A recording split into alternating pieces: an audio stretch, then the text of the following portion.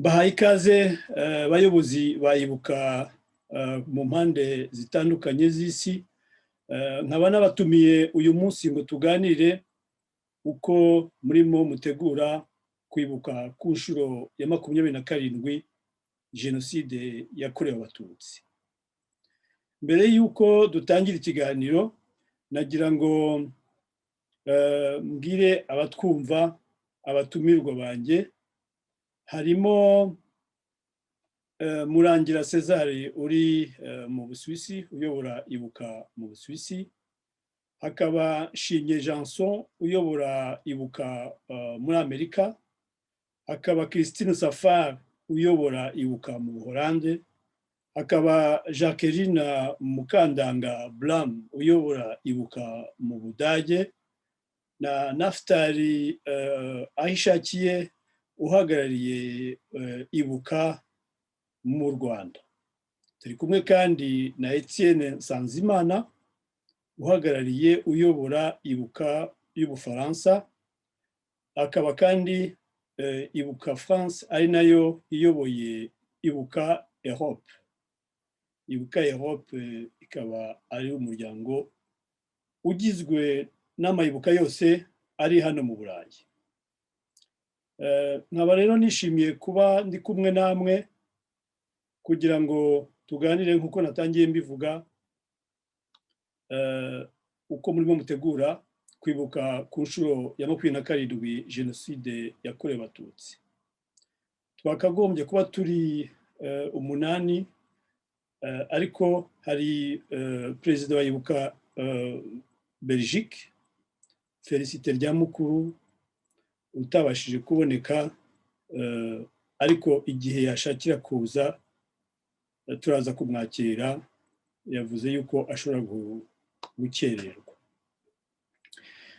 Mu gutangira rero iki kiganiro, nagira ngo kuko turi benshi, tubwire umunyarwanda wese aho aherereye, cyane abo muhagarariye muvugira mu miryango yanyu, uko uyu mwaka muteguye iki gikorwa cyo kwibuka ku nshuro ya 27. Kadutangirire, reka tube galant, tutangirire mu Budage. Jacqueline Mukandanga, nagira ngo mutubwire mu Budage muri ibuka gitangira. Na byiza yuko nabyo mu bitubwiraho aho muhagaze uyu munsi muri ibi bihe bitoroshye byo kwibuka mu bihe bya COVID-19. Umwanya ni wanyu, Mukandanga. Murakoze Karirima. Najyanye n'Umukandanga Blanc Jacqueline, mpagarariye ibuka hano mu Budage. Ndacyari ntoya, umwaka ni wa 2. Urebye iki ni igikorwa cya 2 tugiye gukora turi nkayibuka nk'ishyirahamwe, kuko n'ubundi busanzwe twari dusanzwe tubikora. Nk'uko rero mubizi, ntabwo ari twe twenyine hano mu Budage, ku isi yose namwe mwese niko bimeze. Tugomba kwibuka dukoresheje ikoranabuhanga, kuko ntabwo dushobora guhura kubera icyorezo cya COVID-19.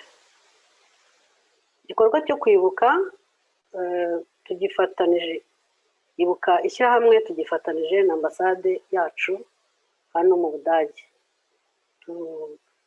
Dukorera amanama hamwe, kungurana ibitekerezo n'ibyo tugomba kuzakora, hanyuma tukazahura nyine ku munsi, ku itariki ya 10 wa gatandatu ukurikira. Tugerageza buri gihe gufata weekend ikurikira itariki ya 7, kubera akazi abantu bataboneka. Ubu ngubu kubera COVID wenda ntabwo twari kubijyaho cyane, ariko kubera ko tutari tuzi uko bizaba bimeze, hari abafite abana, hari abakora kwa muganga, noneho tugahitamo gufata weekend ikurikira itariki ya 7 kugira ngo abantu bose bashobore kuboneka. Kwibuka rero tukaba tuzabikora kuri Zoom. twatanze uko abantu bashobora kwiyandikisha, na n'ubu ngubu abashaka batangiye kwiyandikisha n'abandi bazakomeza biyandikishe, tukazabikorera kuri Zoom, tukabikora ku itariki ya 10 duhereye saa 7, ni amasaha 2, abantu bashobora kwinjira guhera saa 6. Muri uko kwibuka kwacu harimo ibice bitatu. Igice cya mbere aricyo cy'ingenzi twagihariye kwibuka abacu, kuvuga harimo ijambo ry'ibanze, harimo gucana buji, kwerekana amafoto y'abacu bagiye, harimo abana bazaduha mesaje n'indirimbo. Twashatse ko abana bazatanga mesaje muri kino gice, kubera ko uyu mwaka twashatse kugira ngo abana, urubyiruko ari bo tuzashyira imbere mu buryo bwo kwibuka. Igice cya kabiri kizaba icy'inyigisho, kizabimburirwa na témoignage y'umwana w'umukobwa warokotse jenoside afite imyaka 5, hanyuma akazadusangiza ku kurokoka kwe imyaka 5 n'ubuzima bwakurikiyeho. Murabyumva ibyo muri jenoside, byinshi ntabwo abyibuka ko yari mutoya, azadusangiza uko abyibuka, adusangize n'ubuzima yagiye ahura nabwo, ingaruka byamugizeho nyuma mu buzima bwe. Tuzabonaho rero n'ibiganiro bindi bitandukanye. Ikiganiro cya Murangira César uzadusangiza kwibuka mu nyandiko, akamaro kabyo nuko abantu bagomba kwiteza imbere. Hanyuma tuzaboneraho rero n'ibiganiro Etienne nka perezida wa Ibuka Europe uzatuganirira. Tuzagira umushyitsi wo muri CNLG uzatuganirira. Muri iki gice tuzakira n'abashyitsi. Dufite perezida wa Jimerage hano mu Budage, ambasaderi n'abandi twatumiye batari badusubiza. Aho nabo tuzabakira, tubahe ijambo ryo kubaha umwanya wo kugira icyo batugezaho. Harimo n'ijambo ry'ambasaderi. Igice cya gatatu tuzagiharira kungurana ibitekerezo. Aha tuzakora ibice bibiri. Igice kimwe kizaba mu Kinyarwanda, kizaba kiyobowe n'umwe muri twebwe, ariko abashyitsi tuzaba dukeneye muri icyo gice cya kabiri harimo César, hakabamo na Aline Kurawige, ari nawe uzaduha témoignage. Bikazaba mu rwego rwa travail de la mémoire mu Kinyarwanda, no kuba umuntu yababaza ibibazo. Noneho mu yindi groupe ya kabiri twabikoreye urubyiruko, cyane cyane abana bavutse n'ahangaha twizera ko bazaza. Tukazagikora mu Kidage, kigakorwa n'umudamu hano Umudagekazi uyoboye ishyirahamwe Les Amis de Jiva Haviva. Iryo shyirahamwe akaba ari ryo muri Israeli, we akaba yiyoboye hano mu Budage, aho ashaka kuganira n'urubyiruko n'abana travail de mémoire, uko urubyiruko rushobora gukoresha remedia z'ubu ngubu kugira ngo zigumane en contact, bajye beshanje. Ibyo rero kubera ko twashatse kwifokaliza ku rubyiruko, ku bana, kandi abana bavukiye n'ahangaha bavuga Ikidage. Ni ikibazo tujya dukunda guhura nacyo, usanga bavuga bati bijya mu Kinyarwanda ntabwo tuza, ariko twashatse kugira ngo dushyiraho iki kintu cy'umwihariko cyo mu Kidage kugira ngo bashobore kubasobanurira. Ikindi twihariye ni uko ntabwo tukihariye, ni ukuvuga ngo tujya tugira ikibazo cy'indimi. Ikidage ni ururimi rukomeye, bikaba byatuma iyo tuvuze mu kinyarwanda abo mu Budage bataza, twifuzaga kuzakora ku buryo tuzajya dushyiramo gusobanura mu ndimi, kuvana mu cyongereza wenda ku muntu uzavuga mu cyongereza cyangwa kuvana mu kinyarwanda kuzakivuga mu kinyarwanda tukagishyira mu kidage. Turacyabyigaho ariko twizeye ko tuzabigeraho, tuzagerageza. Ndumva muri makeya ari ibyo ngibyo.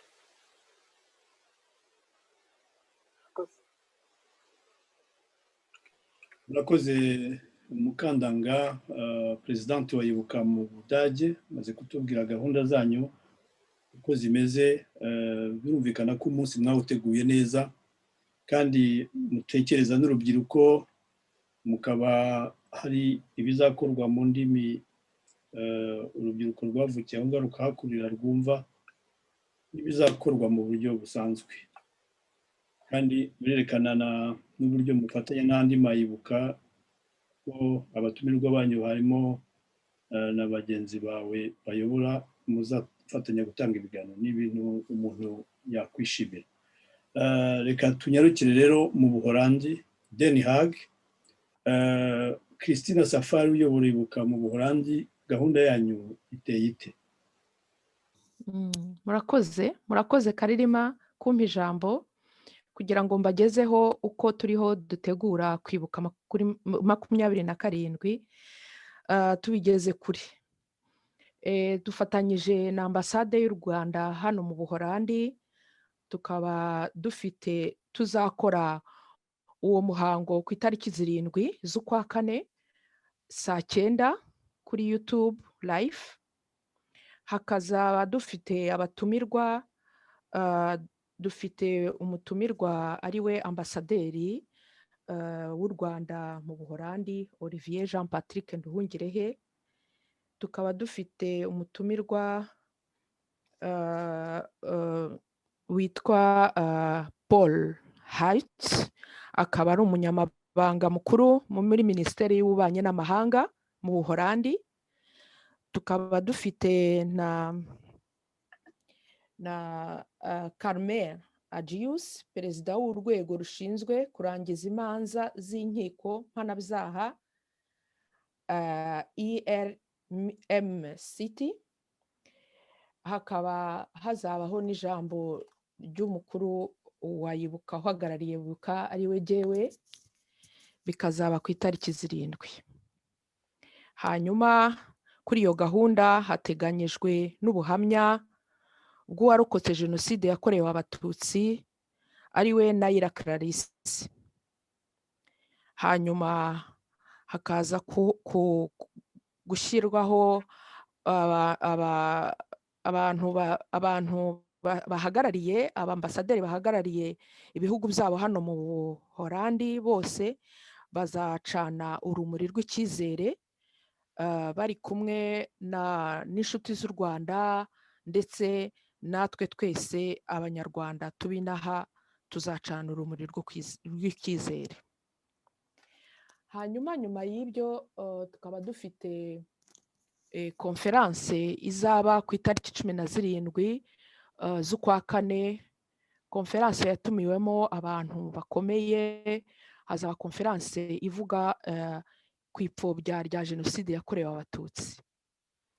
Hazaba harimo abantu bakomeye, hazatumirwamo abantu bakomeye. Hari abo tutari twamenya neza, batari badukonfirima, ariko barabikora muri iki cyumweru, niyo mpamvu ntavuga amazina yabo, ariko bazaba bahari, bazabazwa ibibazo siritu byerekeye ipfobya rya Jenoside yakorewe Abatutsi. Ubwo tukaba duteganya n'umugoroba w'abacitse ku icumu rya Jenoside yakorewe Abatutsi. Turacyadisikita ku munsi kuko twashakaga kubikora ari ku mugoroba, hakazamo abantu babishaka, abantu bose bumva bibafasheho, bumva ko ari ibintu bya ngombwa, siritu muri iki cyorezo cya Jenoside, muri icyo cyorezo cya COVID-19 kitubangamiye. Hakaba hari abantu tuzakora Zoom tukidagadura tukavuga ubuhamya, ushatse kugira icyo avuga akakivuga. Uwo munsi nawo ntabwo twari twadesida neza date, ariko izaza mu minsi iri imbere. Muri make byari ibyo, ubwo nihagira ibindi mumbaza ndabasubiza. Murakoze. Murakoze cyane Christine Safa kuduha gahunda yanyu uko iteye. Biragaragara ko mu Buholandi mu igikorwa cyo kwibuka mwakoze implication kuba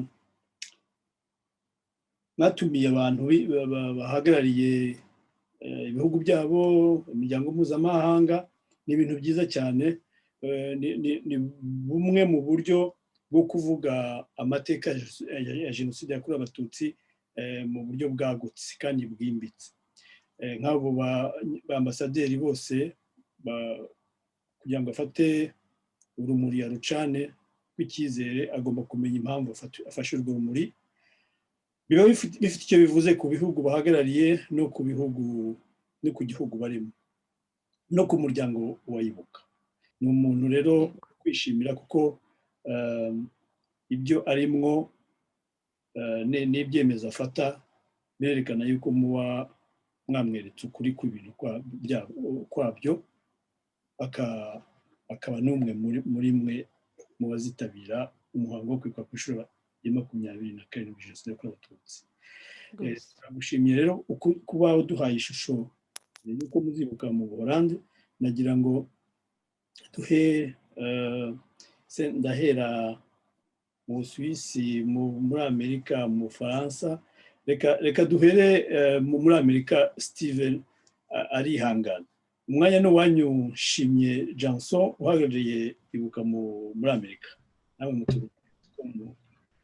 mutegura iki gikorwa.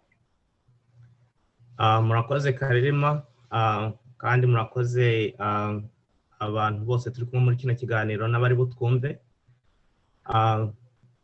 Ni ukuri ni iby'agaciro ko dushyira hamwe muri kino gihe, cyane cyane turi muri kino gihe cya pandemic.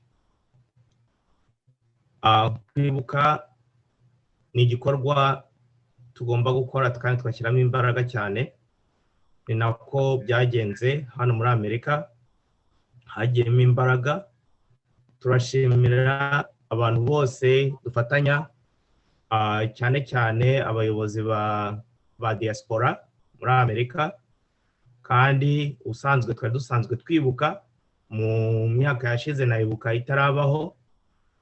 Diaspora rero yajyaga iyobora izo gahunda zose ku buryo byagendaga neza kandi bagakora porogaramu nziza zishimishije. Ni ko n'uyu mwaka bizagenda.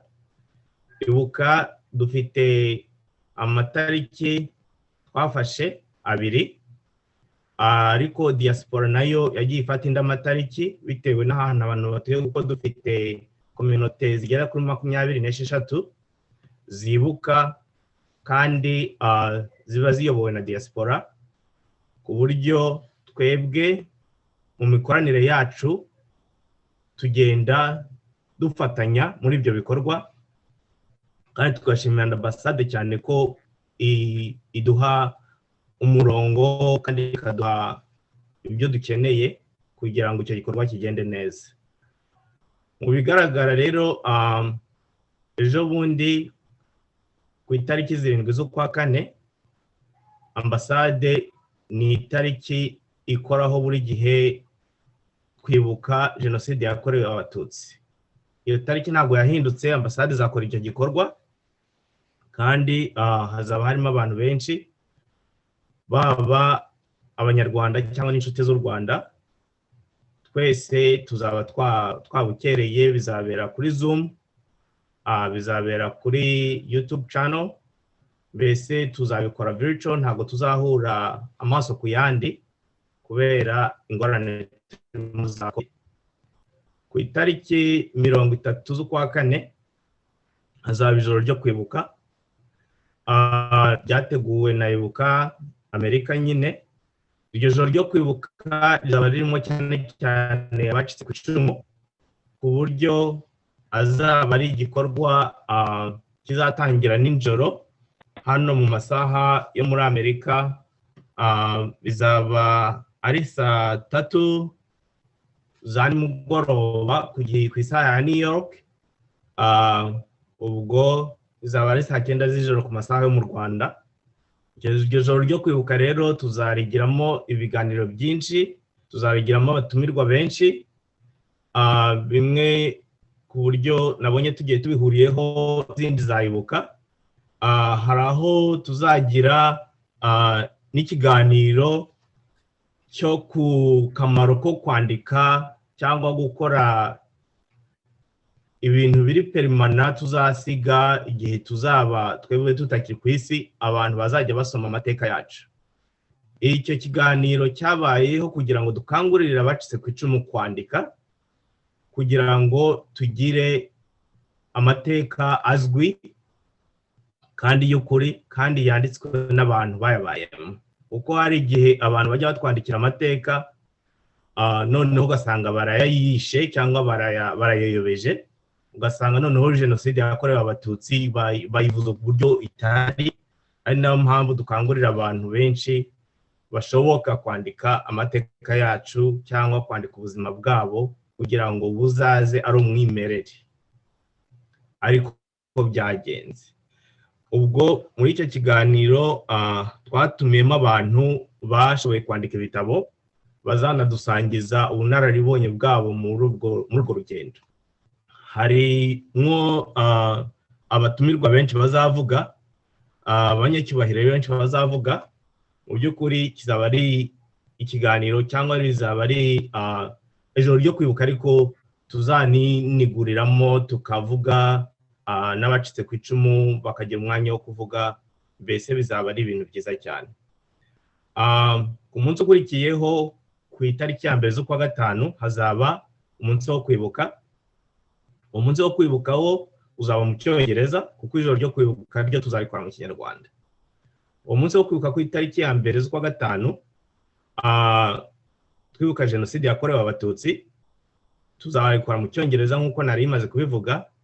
Akaba porogaramu nayo imeze neza. Tuzatangira tugira wa munota umwe wa silence, dukomeze kuri gahunda uko zizakurikirana. Ntago ndi buzigendemo zose kuko harimo ibintu byinshi tuzakora uwo munsi, ariko icyo nashaka kuvuga nuko dufite abatumirwa benshi, dufite ambasaderi, dufite inshuti z'u Rwanda,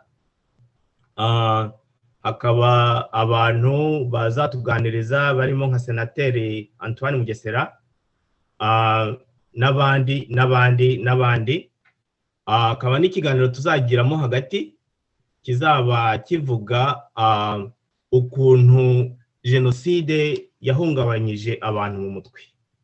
Icyo kiganiro nacyo kizaba kirimo abantu b'inararibonye bazatubwira ingaruka za jenoside yakorewe abatutsi ku buzima bw'abacitse ku icumu, cyane cyane ku buzima bwo mu mutwe, aribyo nakwita mental health mu rurimi rw'abanyamahanga. Aho ngaho rero nabwo ubwo tuzareba iyo groupe y'abantu bazaganira kuri ibyo ngibyo b'inararibonye. Harimo abanyamahanga, harimo abanyarwanda, ku buryo bizaba ari uburyo bwiza bwo kugira ngo tumenye uburyo twanafasha bagenzi bacu. Muri rusange twagerageje no gukoresha ku bazabishaka kandi bazabishobora, twagerageje no gukoresha imipira yanditseho kwibuka 27, nubwo bizaba tubikoreye kuri internet cyangwa kuri virtual, ariko abantu bazabishaka kandi bazumva bibarimo bagashaka gukoresha iyo mipira, nabwo dufite ahantu twasabye ko badukorera. Ubwo rero cyaba ari igikorwa cyiza gishimishije kirimo gahunda nyinshi, ku buryo iyi pandemic ntago twemeye ko yadubuza kwibuka, nubwo tutahura amaso ku maso, ariko tuzakora kandi tugire abatumirwa n'inshuti baza muri gahunda zo kwibuka jenoside yakorewe abatutsi ku nshuro 27. Murakoze cyane. Ubwo yenda hagize ikibazo naza kugisubiza, ariko muri rusange muri makeya nibyo ngibyo nashaka kuvuga. cyane shimye muduhaye isura yo kwibuka ku nshuro ya 27 igikorwa kirimo gitegurwa ku mugabane wanyu wa Amerika, ariko nagira ngo mbere y'uko ngira ikindi nongeraho utubwire Amerika uhagarariye ibuka muri Amerika.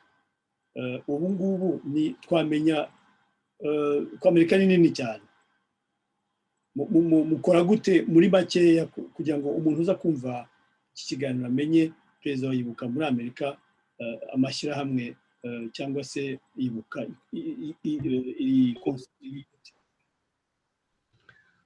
muri rusange muri Amerika nk'uko mubivuze ni nini. Igihugu gituwe hafi na miliyoni 400 z'abaturage, urumva uko kingana. Umuntu uhagarariye ibuka hano, kandi ibuka akaba ari nshyashya. Ibuka yashinzwe muri Amerika ku itariki 19 z'ukwa 12 umwaka ushize. Ni ukuvuga ngo turacyari bashya cyane.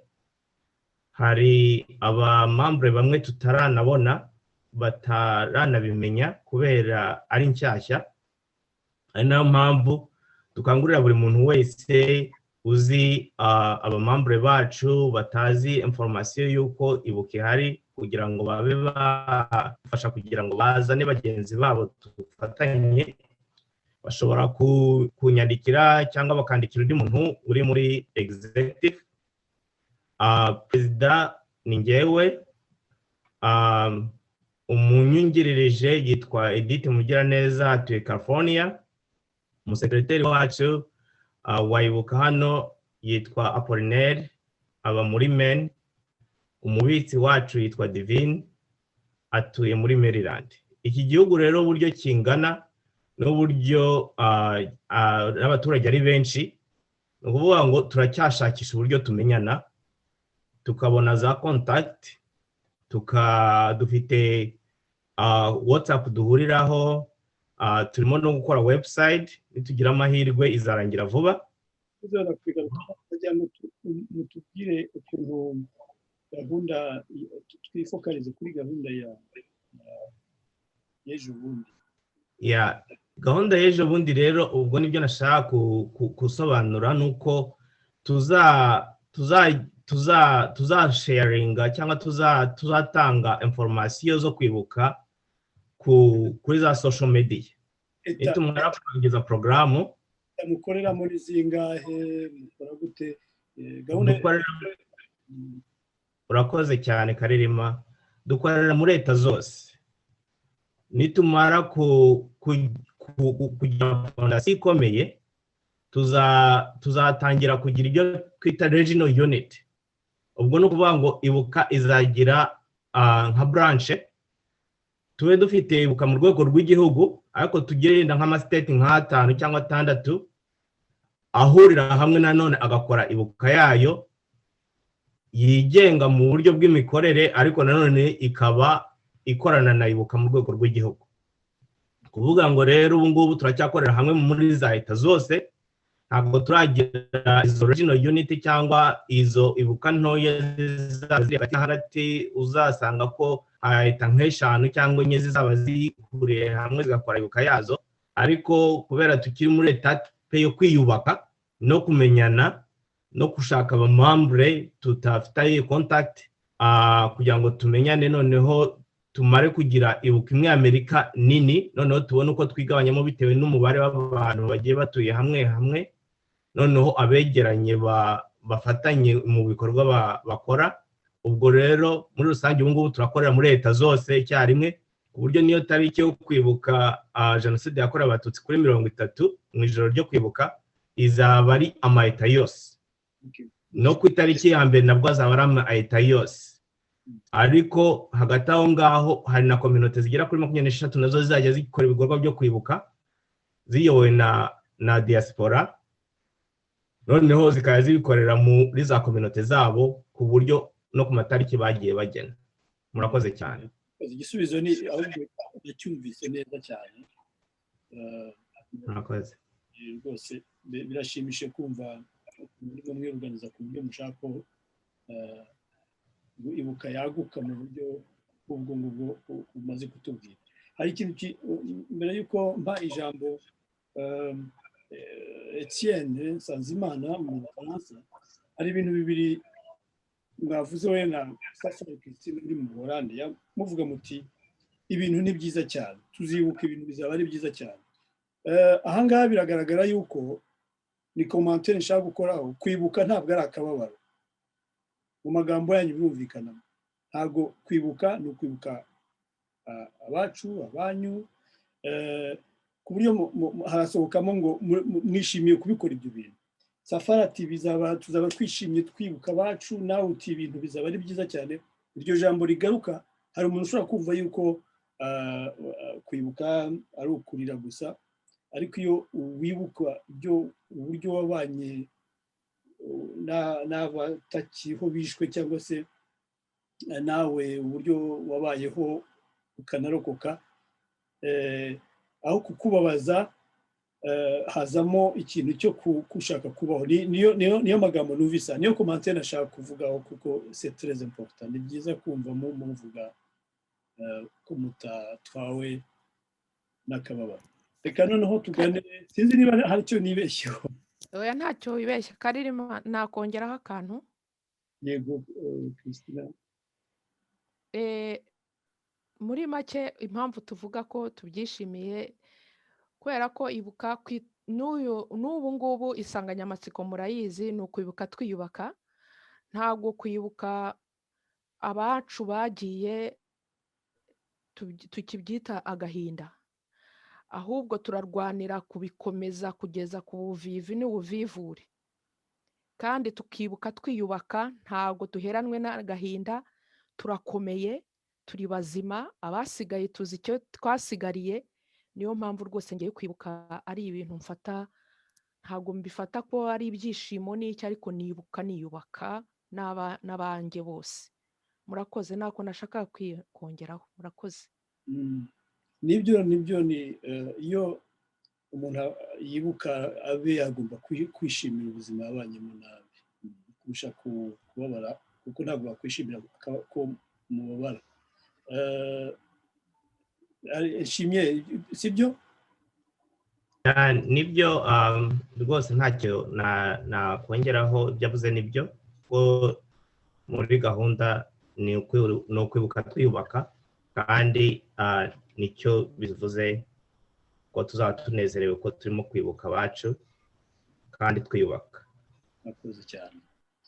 Etienne Nsanzimana mu Bufaransa, nagira ngo utubwire, ushobora kutubwira mu buryo bubiri. Ushobora kutubwira nka perezida wa Ibuka mu Bufaransa d'abord, hanyuma ukagira n'icyo wakongeraho mu rwego, cyangwa se ukaza kubivuga nyuma nka perezida uhagarariye ibihugu byose by'Uburayi birimo Ibuka, twita Ibuka Europe. Umwanya ntubanya Nsanzimana. Urakoze cyane Karima kuba uduhaye umwanya ukaduhuza. Mpuye nabo nsanzwe nganira nabo nzi bo muri Ibuka Europe, ariko nishimiye kubona Jason nari ntarabona. Ibuka ifite iminsi mikeya yo muri Amerika, ariko numva ifite ibintu, afite amaproje kandi ifite avenir ishimishije. Hari na Ibuka nayo imaze igihe kitari kirekire mu Budage, izagenda ikomera, tuzafasha. Urakoze kuduhuza kugira ngo tukubwire uko turimo kubitegura hano mu Burayi. Mu byerekeye muri iki gihugu cyacu rero cy'Ubufaransa, gahunda zirongeye nanone n'ahandi hose zibereye ku mbuga. Nta guhuza abantu bizakunda. Ushize muri 2020 nibwo gahunda yo kuguma mu rugo yari imaze gutangira, duhita tujya mu byo kwibuka. Abantu babirebera ku ma ordinateri yabo ubutumwa twatangaga, ariko twasaga nkaho dufite espoir, tukabizeza yuko nibikunda umwaka utaha tuzongera tugahura, abantu bagasabana, bagahura bakibuka ababo noneho bari hamwe. ntabwo ariko byagenze.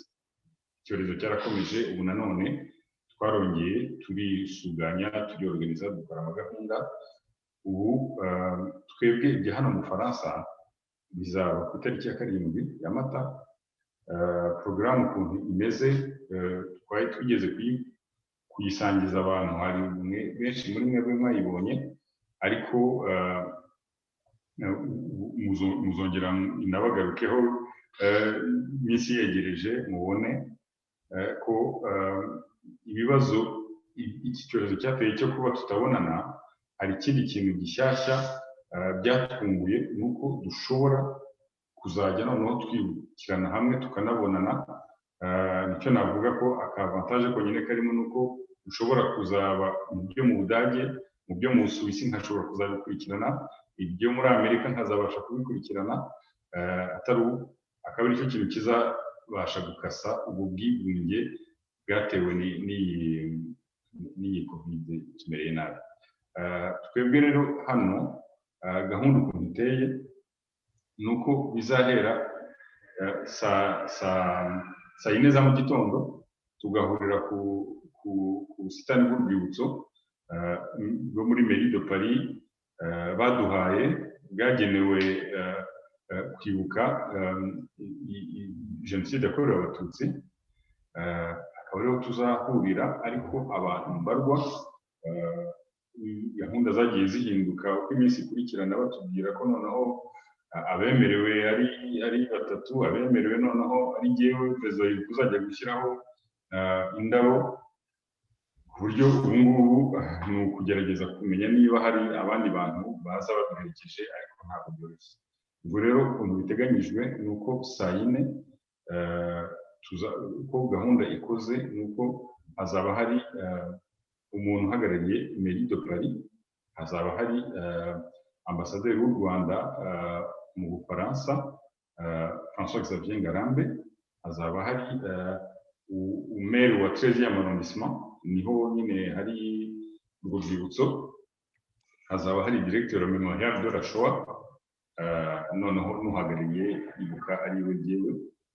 Dushyireho indabo kuri urwo rwibutso, maze duhite tujya ku rwibutso rwa jenoside yakorewe Abayahudi Mémorial de la Shoah muri Paris, ariho hazabera ibiganiro bizakurikira, byose bizaca kuri Facebook ya Ibuka. Hazaba ijambo rya ambasaderi maze kuvuga François Xavier Ngarambe, hazaba ijambo rya Anne Hidalgo maire de Paris, hazaba ijambo rya Ibuka nzatanga, hazaba ariko tuzaba twabanje kwakirwa na Jacques Frege ariwe directeur wa Mémorial de la Shoah. Hazaba indirimbo cyangwa poeme ya Gaël Faye, umuhanzi franco-rwandais muzi mwese, maze ariko dutegereje n'umuntu uzavuga ijambo ku ruhare rwa leta y'Ubufaransa, kubera ko murabizi cyangwa mubwira abatabizi nuko tariki ya 7 ya Mata mu Bufaransa ni umunsi wemejwe na President Emmanuel Macron nk'umunsi wo kwibuka ku gihugu cy'Ubufaransa bibuka jenoside yakorewe Abatutsi. Byanditse byaba ni decret yabayeho mu 2019 yemeza uwo munsi, ku buryo no mu prefecture baba bagomba kugira ubundi kintu bakora. Ubwo ibyo ntibizabera i Paris uwo munsi, hanyuma hakurikireho amatemonyage azanyura kuri site ya Ibuka umunsi wose.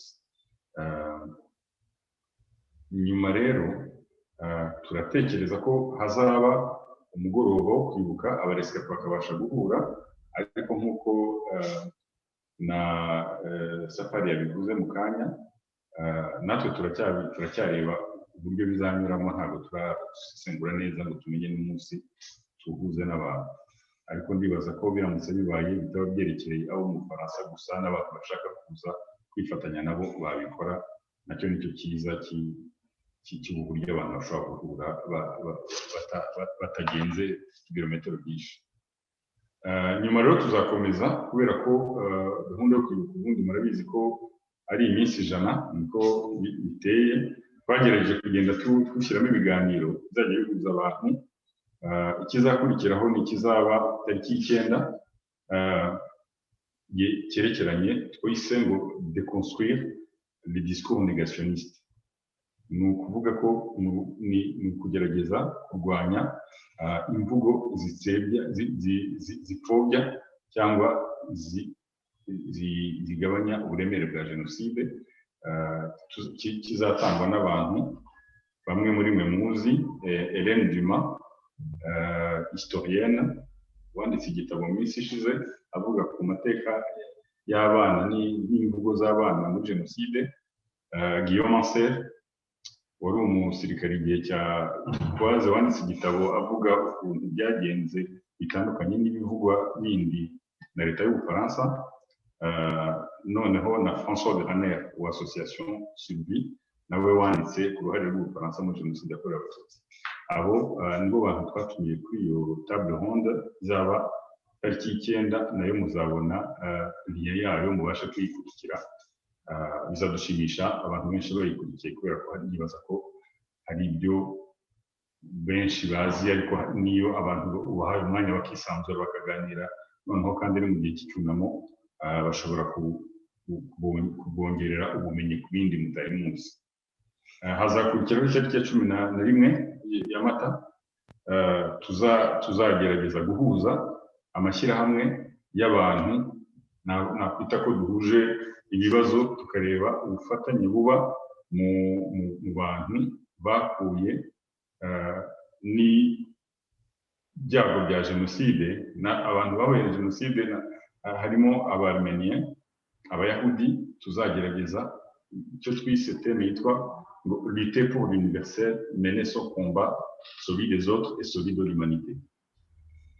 Urumva nabyo ni ibintu birebire cyane bizasaba ko umuntu abyitondera mu kubitegura, kandi hari byinshi tuzahamenyera mu byerekeranye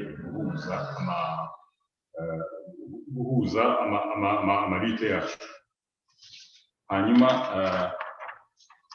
ubundi mu kwezi kwa gatandatu, niba bidukundiye noneho tukajya ahantu muri sale abantu bazaba bari bashobora guhura, niba koko ibyo twumvise batwemerera ko ibintu bizaba byarahosheje tukabasha guhura, turashaka kuzakora indi table ronde muri sale Mairie de Paris izaduha, tukiga ku byerekeranye n'ukuntu imiryango mpuzamahanga yananiwe kugira ikintu ikora. Twabyise ngo les institutions internationales et les grandes puissances face au génocide des Tutsis.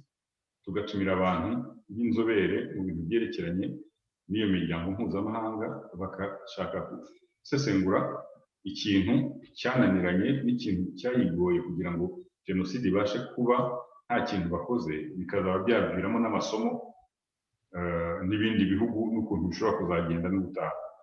Twatumiyemo Damien Rwegera w'umunyarwanda w'umuhanga kandi wakoze mu miryango mpuzamahanga imyaka myinshi, Raphael Maison w'umwarimu inaha, azaba ari kumwe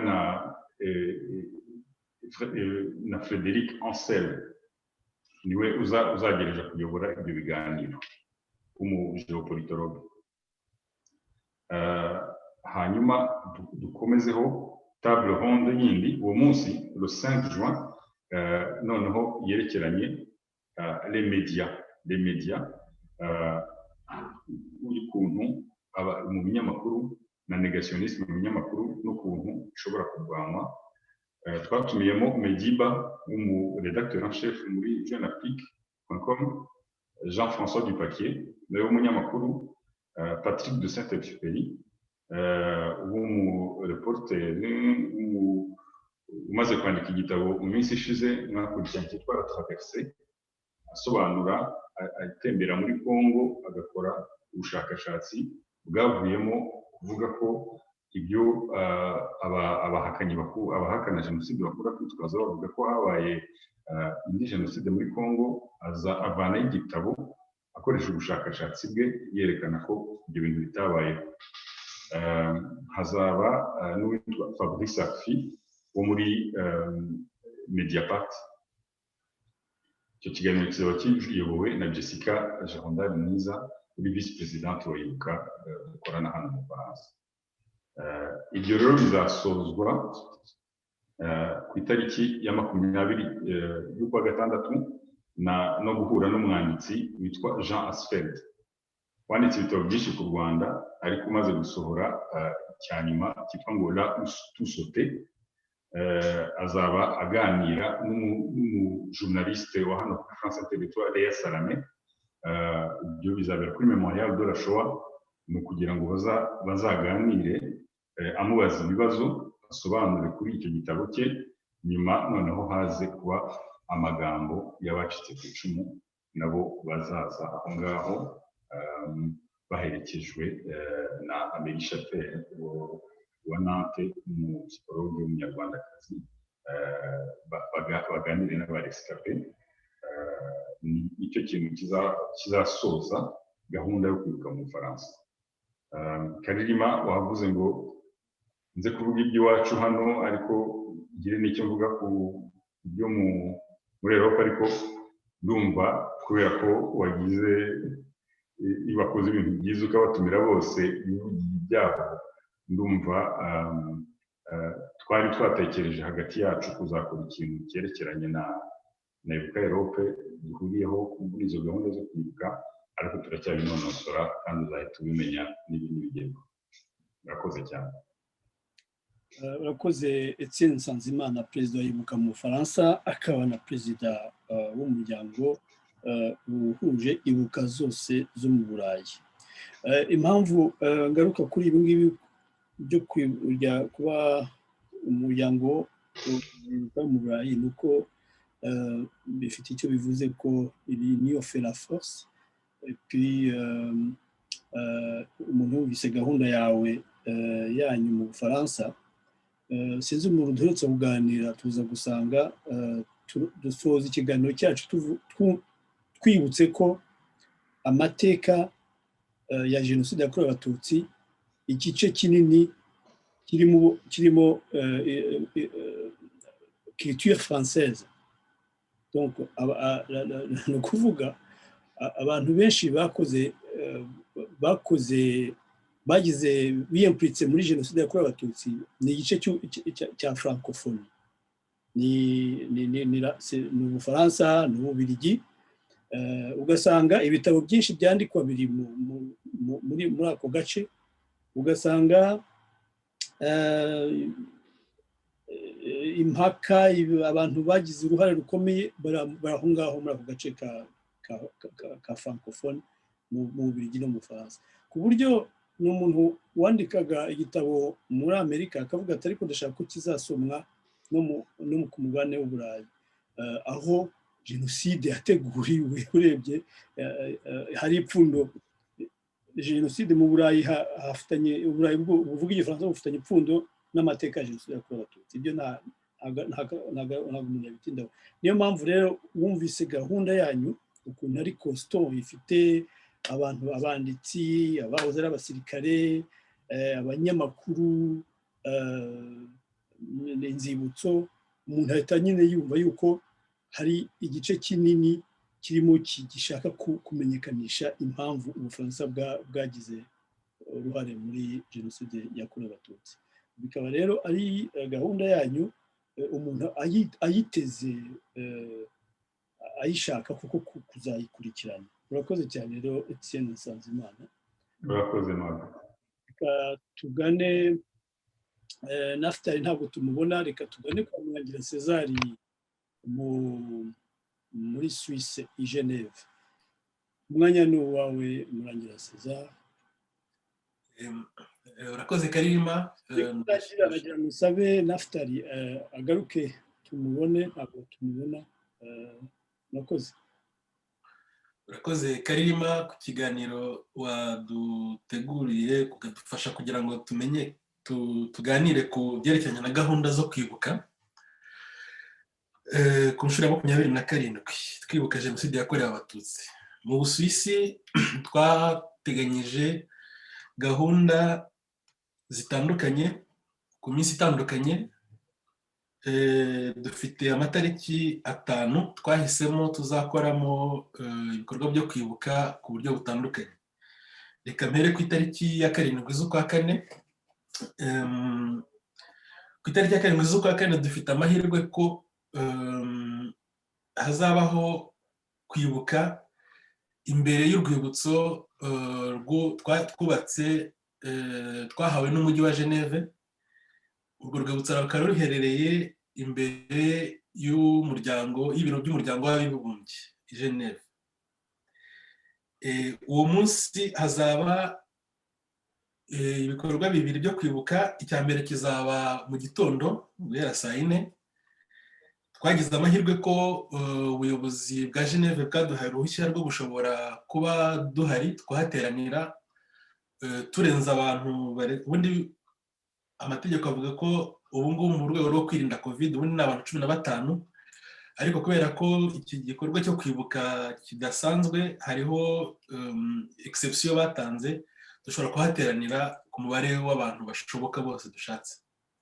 Bityo rero tuzaba turi abantu barenga turi hafi, niba bigenze neza, bitewe nanone niba nta gihindutse kugeza kwa 3 mu cyumweru gitaha, abantu nibura kugera ku 100 turabyemerewe. Nutumara kugera kuri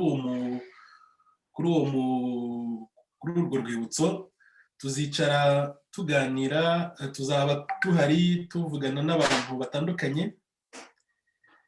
Mu batumiwe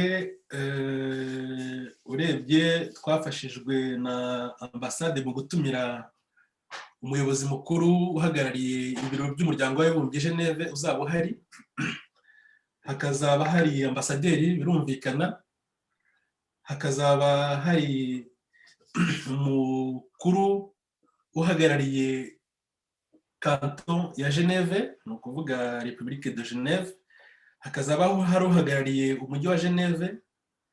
Hakazaba hari abahagarariye imiryango 2 y'abayahudi dusanzwe dukorana. Hanyuma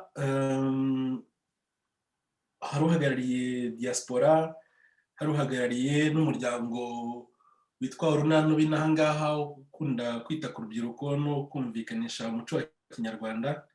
Impamvu yabyo ndaza kwisobanura nyuma. Icyo gihe twemereye kuzashyira indabo no gucana urumuri ku rwibutso twunamira abacu bishwe muri jenoside. Hazabaho abazatanga ikiganiro, barimo ambasaderi bazatanga ubutumwa bujyanye n'uwo munsi, barimo ambasaderi wacu mu Busuwisi.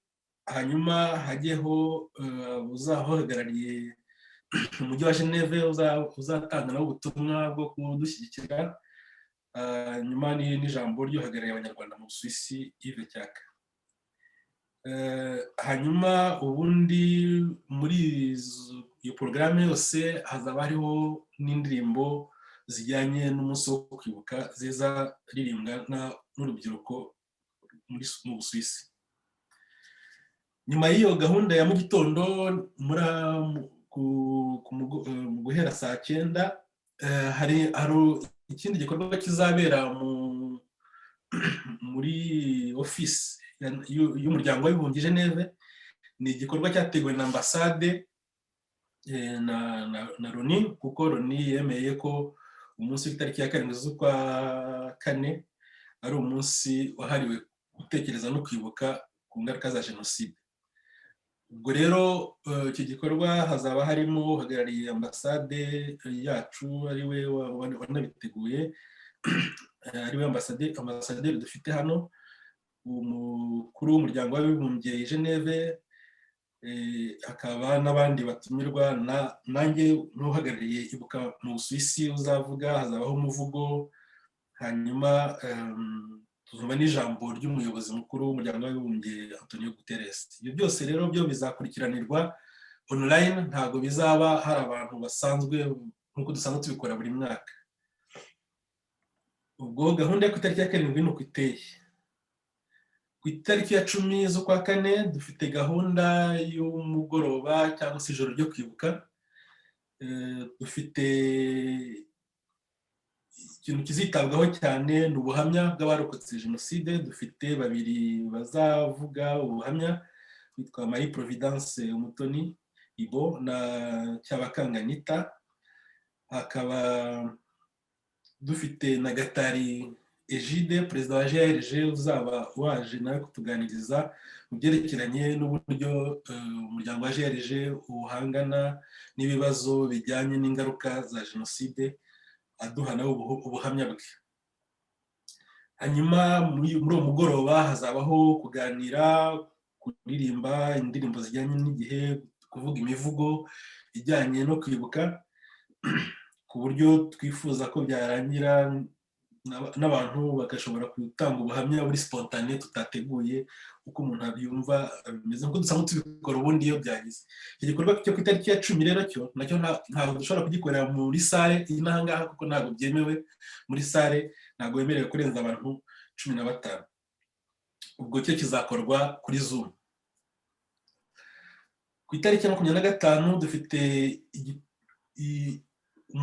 gahunda twateguye nayo ijyanye no kwibuka, ariko cyane cyane ikaba ari gahunda yateguriwe urubyiruko rujyanye n'abana bavutse nyuma ya jenoside, urubyiruko rwo muri diaspora yo mu Busuwisi.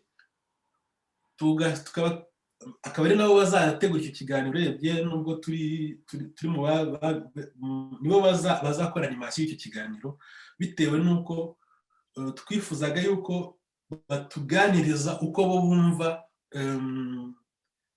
iyi transmission, ku guhererekanya amateka ya jenoside ari ibyabo, ukuntu babyiyumvamo. Icyo kiganiro rero kizaba kirimo urubyiruko rwo mu muryango navugaga urunana, harimo n'abandi bazaba barimo babisobanura, mbese kikazaduha wenda urugero rwo kumva ukuntu ayo mateka yacu muri zayibuka hirya no hino dutandukanye, ukuntu urubyiruko rwacu rubyakira. Ku itariki ya 15 z'ukwa gatanu naho dufite gahunda, izaba ari gahunda ijyanye no kuganira ku buryo bwo guhererekanya amateka mu bwanditsi, mu kwandika, icyo bimaze, icyo bidufasha mu kurwanya ingengabitekerezo ya jenoside ihamagarira gukora jenoside. Dufite abatumirwa bamaze kwemeza ko bazaba bahari, harimo Dr Jean Damascene Bizimana uhagarariye CNRG mu Rwanda, harimo Dr Marcel Kabanda w'umunyamategeko wize amateka, historien, akaba yahoze ari na perezida wa Ibuka France. Hari Jean-Marie Vianney Rurangwa, umwanditsi ku mateka ya jenoside, akaba n'igitabo yaherutse kwandika kijyanye no gukora no kubwira abana, n'ukuntu uburyo umuntu ashobora kubwira abana amateka ya jenoside. Dufite Beata Meres, umubyeyi nawe wandika akoresheje uburyo bwa fiction, nawe azaba ari muri icyo kiganiro. Dufite Adelaide Mukantabana wanditse igitabo ku mateka yitwa Agahomamunwa, akaba ari mu karere ka za Bordeaux, ahantu hari abantu benshi bafite ingengabitekerezo. Nawe tukaba twifuza yuko azaza kutuganiriza tubwira uburyo ubwanditsi bwe bufasha muri uku guhangana n'ibibazo bya jenoside. Hanyuma tuzarangiriza gahunda twateguye ku itariki ya 12 z'ukwa gatandatu, izaba ijyanye no gusabira abacu bose bitabye Imana bishwe muri jenoside. Ikazaba ari uburyo bwo kubaha, kubasabira gukomeza kuruhukira mu mahoro y'Imana. Iyo gahunda ikaba ikurikiye ubusabe bw'abantu benshi bifuza, bavuga bati abantu bacu benshi bapfuye bemera Imana, natwe turayemera, twifuza kubibuka. Iyo gahunda rero ikazaba ku itariki ya 12, tukaba twizera neza ko icyo gihe wenda ibibazo bya covid bizaba byagabanutse, byavuye mu nzira, tukazabikorera ahantu dushobora guhurira. Niba tudashoboye guhura, nabyo bizabera kuri Zoom, nk'uko no ku itariki ya 15 bizabera kuri Zoom n'andi matariki yose twavuze, uretse ku itariki ya 7 muri seremoni tuzakorera imbere y'urwibutso ruri imbere y'umuryango w'abibumbye. Murakoze, numvaga nta kindi nakongeraho, gahunda ari iyo ngiyo. Urakoze murangira mu Suwisi. Gahunda ya Ibuka Suwisi ndumva ifite imbaraga zumvikana mu bijyanye no kuba mwarahawe uburenganzira bwo kujya kuri ahari stele, ahari urwibutso mwashyiriweho ejo bundi mu myaka 2 ishize, ndakeka ni 2. Hasize imyaka 2.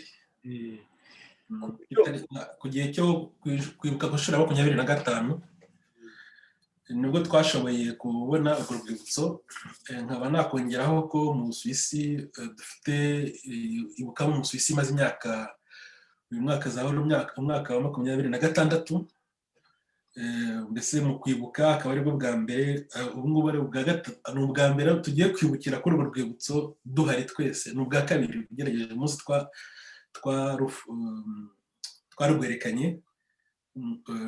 n'uyu munsi, n'ubu ngubu ku itariki ya 7 aribwo rwose dukoze igikorwa cyo kwibuka duhari twunamira abacu. Byagenze gute kugira ngo babe bemerere ko ahandi hose byanze? Mu Bufaransa batubwiye ko Sanzimana wazajyayo wenyine ndakeka, ariko mwebwe babahaye uburenganzira bwo kuba muhari mwese. N'umwaka ushize batweretse amafoto baturusha ubwinshi, ibyo rwose twatangiye kubimenyera. Urangira seriousement bigenda gute kugira ngo muhabwe ubwo burenganzira? Ariko kugira ngo biterwa n'uko igihugu giteye, n'uko uburyo igihugu kirimo kurebana n'uku guhangana n'ikibazo cya covid. Umwaka ushizeho byari bigoye cyane, naho badukoreye exception batwemerera kujya ku rwibutso kubera ko bazi twabasobanuriye agaciro ko kwibuka icyo bivuze kuri twebwe. Sinavuga ko ari cyo cyonyine gihagije, ariko hariho no kuba dufitanye n'uwo mubano n'ubuyobozi bw'ibihugu hano turimo. Hakabamo no kuba nanone akenshi bizera ko niba baduhaye ubwo burenganzira tuzubahiriza amategeko ajyanye no kwirinda covid. N'ubwo ngubwo ku ejo bundi gene nasabye, twari twavuye muri Ibuka, twari twasabye abantu bemewe ubundi ni 15, ariko baratubwira bati kubera ko evenement yanyu nayo ari special, ati nkuko hariho izindi evenement hano mu Suwisi kubyerekeranye no kujya muri manifestation ziri politique, bareka abantu bakabikora kuko baravuga ati ubuzima bugomba gukomeza, ariko abantu bagasabwa kwirinda bikomeye. Nta bintu byo kujya guhoberana, nta bintu byo kujya kwegerana cyane. Abantu bagomba kubahiriza distance, itandukaniro hagati y'umuntu n'undi 1.5 metero, kwambara masque no kugira gel ya yindi desinfectant. Ibi ngibyo rero tuzahamagarira abantu bazabyitabira kubyubahiriza, ariko nizera kandi ko bazabyubahiriza, kuko kugeza uyu munsi mu Suwisi ikintu cyo kubaha izo mesure baba badushyiriyeho turabyubahiriza. Ntabwo navuga ko ariyo mpamvu, ariko nanone ni uko wenda bongeye barareba bavuga ati exception naho hari aho tuyitanga, namwe mwayibona. Icyo kintu rero twebwe cyaradushimishije, kuko kwibuka kuri Zoom ntabwo ari ikintu cyoroshye, no gukorera izi gahunda zindi zose kuri Zoom ni ibintu bishyashya, tumaze wenda kubimenyeramo gakeya, ariko usanga atari kimwe, kuko niba hari umuntu wundi kwibuka mukibukira hamwe bidufasha gufatana mu mugongo. Rero a distance kuri Zoom ni ikintu kigoye, ariko nta kundi, kuko nibwo buryo dufite ubu ngubu, turabyihanganira. Ubwo tukaba twizera ko kugeza ku wa 3 ku itariki za 7 nta yindi mesure za covid zizaba zajemo, gahunda uko bayitwemera ariko izakorwa. Birasobanutse, ndumva ni kimwe mu bituma tunahura burya tukaganira, no kugira ngo abantu banahana amakuru, nubwo mufite izindi platform muhuriraho nka Ibuka mwese, ariko ahangaha birerekana yuko hari démarche administrative cyangwa se relation ibuka igirana n'igihugu ituyemo bituma hashobora kubaho ibintu mu buryo umuntu atabitekerezaga. Aimable, unyemereye nakongeraho akantu ku bintu byacu nshobora kuba nibagiwe, ariko nuko nari nzi ko icyo washakaga ari ibyerekeranye na gahunda nationale ya ibuka, ariko nk'uko na Jason yabivuze, nko muri Amerika ko ari hanini cyane, natwe mu Bufaransa hari ukuntu ari bunini, kandi ibuka ifite amasection menshi. Ni ukuvuga ko abandi kubera ko dutandukanye batashobora no kuzipara bitemewe, nabo hari ukuntu bazibuka aho bari. Hari inzibutso nyinshi mu Bufaransa, ahantu hose rero hari serire ya ibuka, nabo bazagenda bagire seremoni bahakorera, ariko muri ubwo buryo nyine bwo kwirinda, nta bantu bemerewe. Ari Toulouse, haba ari Nantes, ari Strasbourg, ari Bordeaux kwa Adelaide Mukantaba na César amaze kuvuga, Bègle, nabo bazafite ikintu bazakora. Urumva byose nitubihuriza hamwe dushobora kuzakora akantu tukabaha amashusho, noneho tukerekana uko byagenze mu Bufaransa nk'igihugu cyose. Umuntu wese ashobora kwintervena igihe ashakiye, ntabwo ikiganiro ari igihe ugomba kukiyobora gusa. Ushatse kuvuga ashobora kumuca mu ijambo. Urakoze cyane Nsanzimana.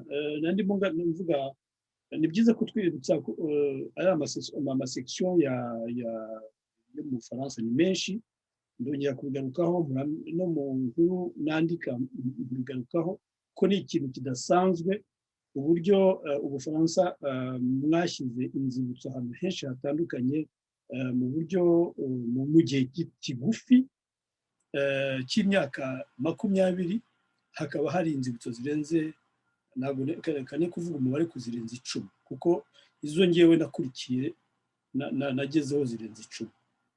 Sibyo Sanzima? Ubwo se nkunyomoje ko byose ufite amafoto yazo, ariko ye ntabwo ariko nabibaze. Ubwo ushobora kuba hari izindi zitaremerwa neza, ariko umubare 10 ariko urarenze. Ye ndumva ari 7. Okay. Bageze muri zo mu Butaliyani, ubwo zibarekere nizo mu Butaliyani, mu Busuwisi, n'iriya ya nyuma y'ejo bundi ya Strasbourg. Nzi ko mfite umubare w'10 nanditse ahantu. tuzazigeraho. Ni byiza ngaruke kuri murangira rero kuri gahunda yaduhaye, niyo yatumye dukora iyo komanteri. Twarimo tuvuga tuti kubona barabahaye uburenganzira bwo kujya ku rwibutso ruri imbere y'inzu ya Nations Unies hariya i Geneve. Twebwe twese ahangaha biradutangaje kuko nta wundi babyemereye. Nkeka yuko mu Buholandi no mu Rwanda ho ntabwo turamva ibyaho. Mu kanya aratubwira uko bimeze Naftan. Hanyuma muri Amerika banzaho nibagitangiye ntibaragira inzibutso, ariko wenda barabitegura. Murangira rero twagira ngo dushime gahunda ukuntu imeze. Mu by'ukuri watubwiye umunsi wa 7 aho muzafatanya na ambasade na Nations Unies kwibuka no gushyira indabo ku rwibutso. Ni igikorwa gikomeye cyimplika communauté internationale, Nations Unies, hakaba guhamya, hakaba no kuvugira n'ijambo rizavugwa nawe na ambasaderi na perezida wa diaspora. Urumva ni igikorwa kifatanyijwe, kiri mu maboko y'abantu batandukanye. Umuyobozi w'umujyi wa Geneve uwungirije, nteka yuko narebye kuri internet nsanga ari nawe uzayobora Geneve mu minsi iri imbere niba ntibeshye. Ubu ngubu arungirije, ariko urebye mu mateka y'ukuntu gusimburana mu buyobozi aho ngaho, niwe uzayobora mu minsi iri imbere Geneve. Urumva ko muzaba muri kumwe n'umuntu ufite umujyi mu maboko. Hakaba rero n'izindi gahunda mwatubwiye. z'abanditsi. Ibiganiro bizabaho d'abord ku bacitse ku icumu rya jenoside, bazaganirizwa, bazatanga ubuhamya, mwatubwiye amazina yabo, mutubwira ibiganiro bizatangwa nabo mwatumiye bagera kuri 6 cyangwa 8. 6 harimo Jean Damascene Bizimana, secrétaire exécutif wa CNRG, harimo abanditsi nka umubyeyi Meres, harimo n'undi mwanditsi mwavuze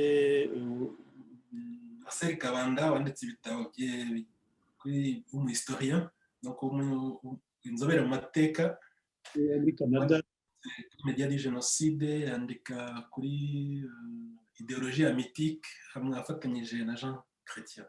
Narurangwa Jean-Marie Vianney wanditse ibitabo byinshi kuri jenoside, hanyuma na Delaide Mukantabana nawe wanditse ibitabo. Abo bantu bose uko banditse gerageza nagerageje guhura nabo. Teme urebye ukuntu mwabatumiye, harimo buri wese teme yanditseho, sinzi bari mwarabirebye kuko igiye ziruzuzanya, ntabwo turi buzigarukaho hano kuko ni benshi, ariko ziruzuzanya zikagaruka ku mwana mutoya mushaka kubwira. Ukaba watubwiye yuko mwahaye responsabilité jeunesse kugira ngo iyobore igikorwa cyayo, ariko mubari ni ibintu byiza cyane. Izi commentaire ndazikora kuko buri wese muri mwe de loin de près hari ahantu bafite amakuru yanyu, bikaba byiza yuko nkanjye umunyamakuru mbivuga kuko mwebwe hari ibyo mutavuga, ariko kubera ko nkorana namwe bya hafi biranyorohera kubivuga kugira ngo umuntu kuri iki kiganiro abyumve. Turagushimiye rero murangira aho ngaho Fribourg, ariko rose tuzaburi Geneve. Reka dukomeze. Ufite ikibazo ashobora kuza kuintervenir igihe ashakiye. Tujye mu Rwanda iwacu, dufite inyota yo kumenya aho ishakiye, yo kumenya uko iwacu mwiteguye kwivuka. Umwanya ni uwawe. Nagira ngo presente kuko wenda hashize umwanya. Ni Naftali Ayishimiye, President wa Ibuka mu Rwanda. Umwanya wa n'umwanya. Murakoze. Nitwa Ahishakiye Naftali. Nkaba ndi umunyamabanga nshingwabikorwa wa Ibuka Rwanda. Murakoze cyane. Ndagira ngo nshimire bagenzi banjye abahagarariye Ibuka muri diaspora, rwose ibikorwa by'indashyikirwa bategura muri iyi kwibuka 27 ni ibintu by'ingenzi. Dukwiye gukomeza guhuza imbaraga. Natwe rero nka Ibuka Rwanda hano mu Rwanda, ubu tugiye kwibuka jenoside yakorewe Abatutsi, tukiri muri gahunda nanone zo kurwanya icyorezo cya COVID-19. Ni ibintu tugomba kubangikanya. Iyo twibuka rero ku bijyanye no kwibuka, urebye biri mu byiciro bibiri. Hari icyiciro cya mbere kijyanye n'imyiteguro, ari nayo tugeze ku musozo. Hakaba n'icyiciro cya kabiri kijyanye no kwibuka nyirizina. Mu by'ukuri ibijyanye n'imyiteguro, ikintu cya mbere dukora kimaze nk'ukwezi gikorwa, cyarashyizwemo imbaraga, ni ugushishikariza abantu, ni ugutegura abarokotse jenoside yakorewe Abatutsi kwinjira mu bihe biba bitaboroheye byo kwibuka ababo bishwe urupfu rubi, urupfu rw'agashinyaguro. Ni byiza ko umuntu abategura. Hanyuma ikindi kijyanye n'imyiteguro, kubera imiterere y'ibibazo duhura nabyo, ni ukongera tukanoza ingamba zijyanye no kuzahangana n'ihungabana rizagaragara mu bihe byo kwibuka. Uko tuzinoza rero, icya mbere ni ukongera tukareba ese abantu b'ibanze bari hafi y'abanyamuryango bacu bagomba kubaba hafi bakabafasha, abo twita aba animateurs psychosociaux, tukareba niba bagihari. Hari abagera ku 4,800 bahuguwe, bahabwa amahugurwa y'ibanze, bahabwa ubumenyi bw'ibanze bushobora kubafasha kurengera, kuramira uwaba ahuye n'ikibazo cy'ihungabana wese. Ariko nanone bikanajyana n'uko tugenda twongera tureba abanyamuryango bacu hirya no hino mu gihugu basanzwe bagira ikibazo cy'ihungabana, nabo abantu bakongera bakabategura, kuko twebwe nk'abantu nyine turi kumwe nabo usanga ari ibintu tuba tuzi uko uburemere bwabyo. Abantu bakabaganiriza, bakabategura, cyane cyane ubu birakomeye kuko twibuka tutari kumwe.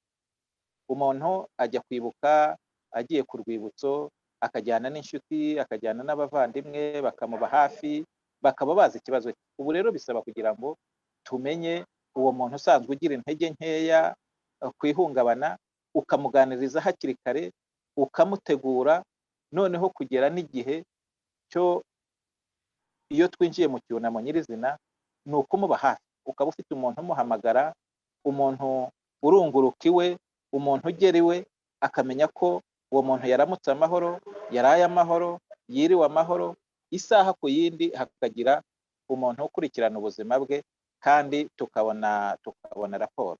Ni ibintu rero by'ingenzi. Ubundi mu bijyanye n'imyiteguro tugakora ubuvugizi, tugakurikirana inzego zisanzwe zifite mu nshingano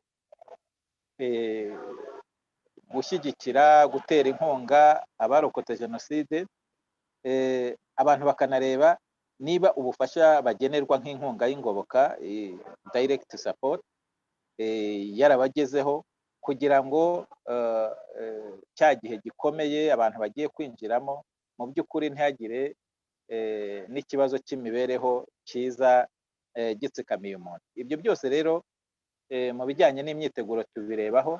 Ikindi ni ukumobiriza, ni ugutegura, gushishikariza amaradiyo, amateleviziyo, ko yose yerekeza amaso, yerekeza ibikorwa byayo muri kwibuka 27. Ibyo ngibyo biba byarakozwe, kandi rwose televiziyo zikorera hano mu gihugu, amaradiyo ziba ziteguye gukorana natwe. Abantu ubu nanone haba hariho kuko kugenda abantu baha ibiganiro, aya maradiyo na televiziyo, abantu babifata, babirikodinga, kugira ngo igihe abantu bakenewe kuzatanga ibiganiro batazaboneka mu gihe cyo kwibuka nyirizina, nibura ibiganiro by'ingenzi ayo maradiyo, izo televiziyo babe barabifashe babitambutse.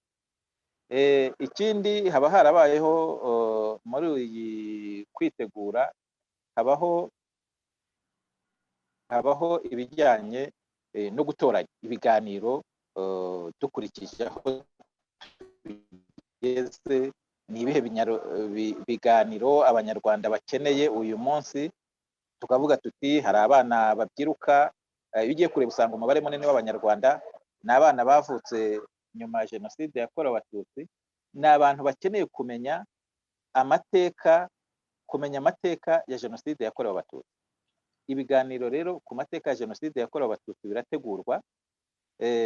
birategurwa, hagategurwa ibiganiro bigaragaza imiterere y'ingengabitekerezo ya jenoside, uburyo bwo kuyirwanya, cyane cyane gushishikariza urubyiruko, kuko mubona yuko igenda ihindura isura bitewe n'uko isi y'uyu munsi ari isi y'ikoranabuhanga. Bisaba yuko abantu bashishikariza urubyiruko kwinjira muri uru rugamba rwo kurwanya ingengabitekerezo ya jenoside. Ikindi dushyiramo imbaraga ni ugutegura ibiganiro bijyanye n'ihungabana, ibyo biganiro bigategurwa, kuko ihungabana ni kimwe mu bintu biremereye abarokotse jenoside.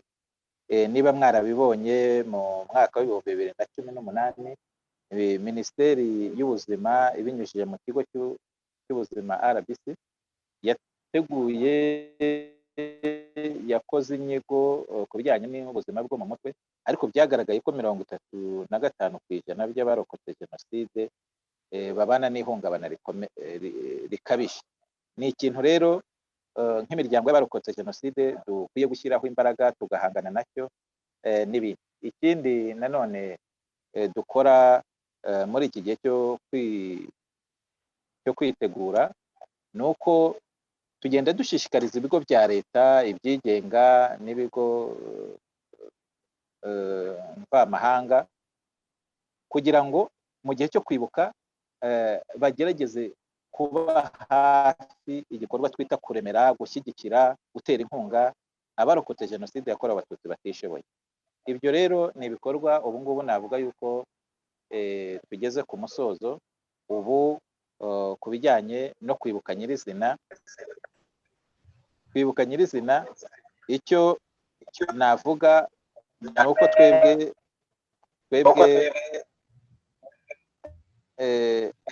twebwe hano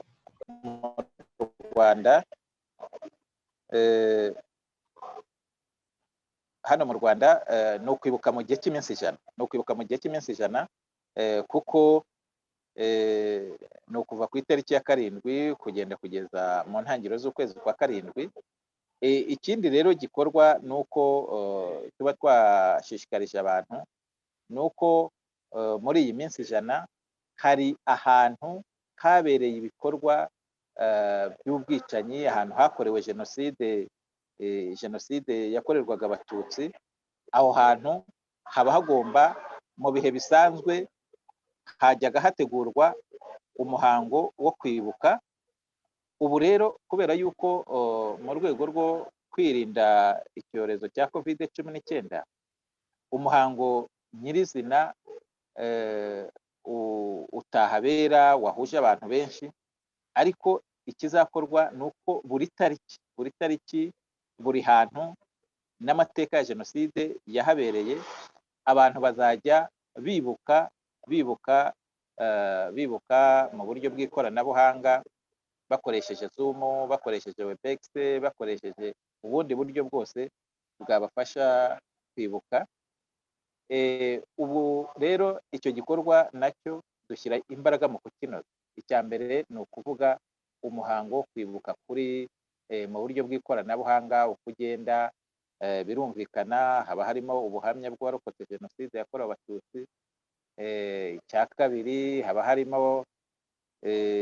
harimo impanuro zitandukanye, ikiganiro ku mateka ya jenoside cyangwa se ikiganiro ku ihungabana, uko abantu bahuriye kuri iyo site, bahuriye aho hantu, uko babyumvikanye. Ariko hakaba n'impanuro zitandukanye z'abayobozi batanga ubutumwa bufata mu mugongo uwarokotse jenoside yakorewe abatutsi. Ibyo byose byarateganijwe, ariko mu buryo bwihariye nk'abantu turi hano mu gihugu, turi hano mu Rwanda, ibyo ngibyo ibi bikorwa byo kwibuka dukoresheje ikoranabuhanga ni ibintu, reka tubivuge uko biri, ni ibintu bihuza abantu bajijutse.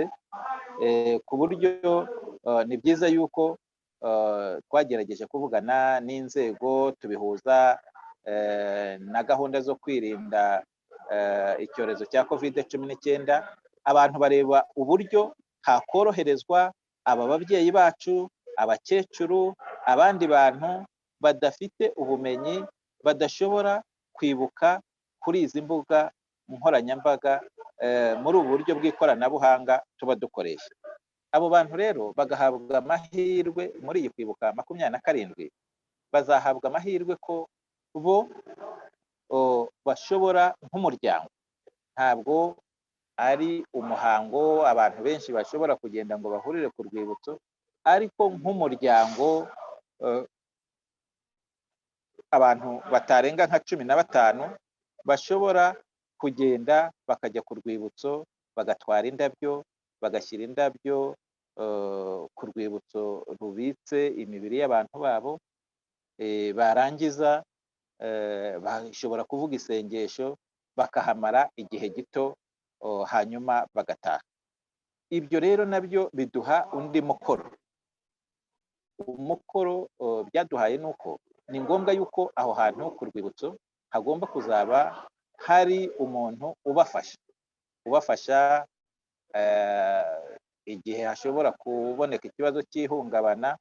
Hakwiye kuba hari umuntu ushobora kuba hafi y'abo bantu akabashyigikira, ariko n'igihe bibaye ngombwa hakenewe umuganga ufite ubumenyi bwisumbuye, uwo muntu akaba ari umuntu ushobora gukora iyo communication agatabariza ba bantu bagiye ku rwibutso.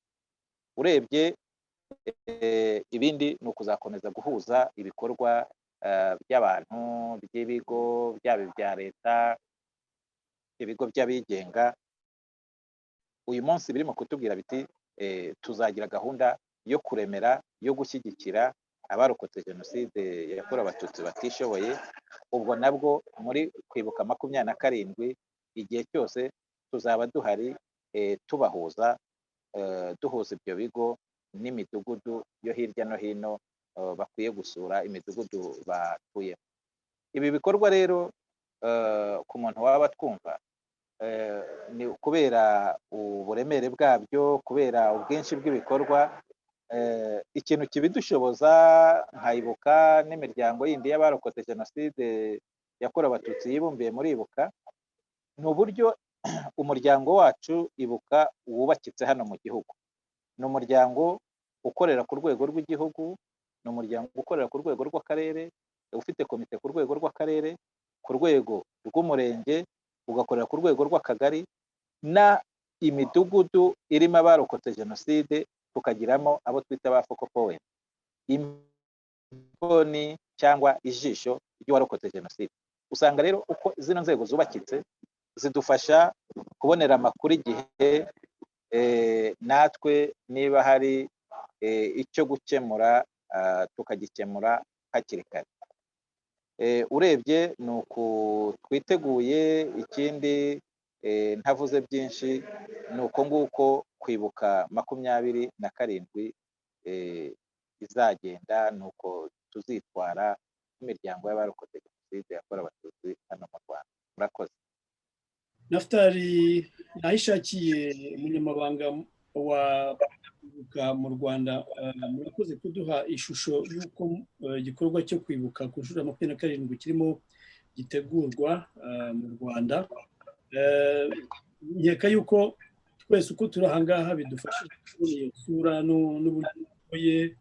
Hari aho uvuze uti kwibuka mu buryo bw'ikoranabuhanga ni ibintu ubundi bitoroshye, ariko kandi binakorwa n'agatsiko k'abantu bamwe,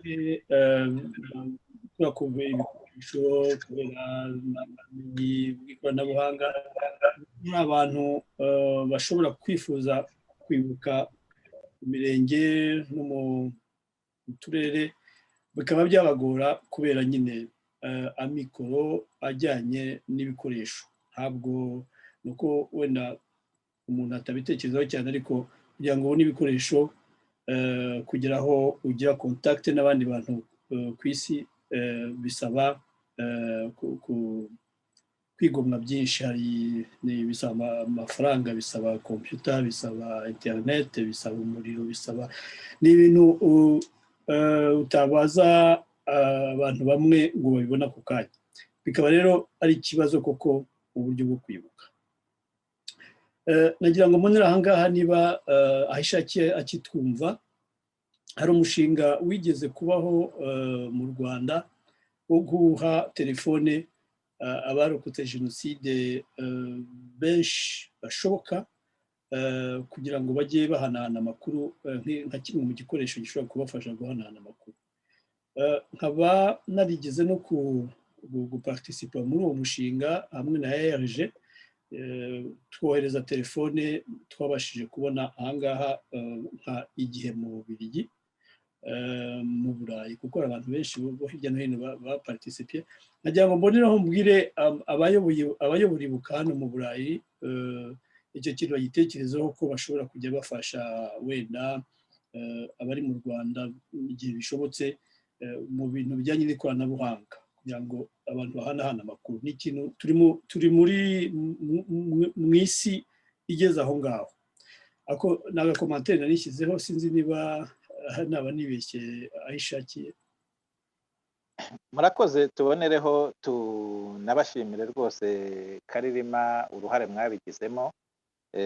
Nibyo koko telefone mu buryo bw'ikoranabuhanga hari abantu bagiye bafashwa babona ibi bikoresho bishobora kubafasha, kandi rwose nagira ngo ngushimire na ibuka zo muri diaspora zikorera mu mahanga, bamwe turi kumwe hano, ntabwo rwose bafite ku mutima gushyigikira abarokotse jenoside yakorewe abatutsi bari hano mu Rwanda.